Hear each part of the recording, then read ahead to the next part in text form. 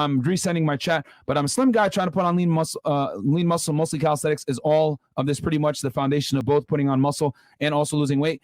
Yes. You know, if you want to build muscle and burn fat at the same time, guys, it can be done. You just got to put yourself typically at like either a very small surplus or calorie maintenance. But dude, I mean, listen, man, nothing wrong with calisthenics, but like, why not lift weights too? Do both. Like, why not get the best of both worlds, bro? It's not like, you know, there seems to be this like beef between guys that do calisthenics and guys that like lift weights traditionally. Do fucking both, you know, and then do weighted pull-ups, like, and then do weighted push-ups. So get the best of both worlds.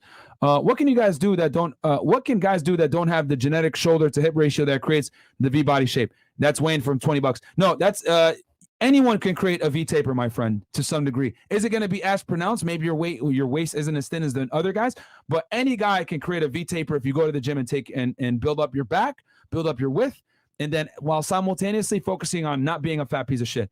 Any guy can get a V taper. Is that MK? $20 says, can you do a video like this for skinny men? Where's that?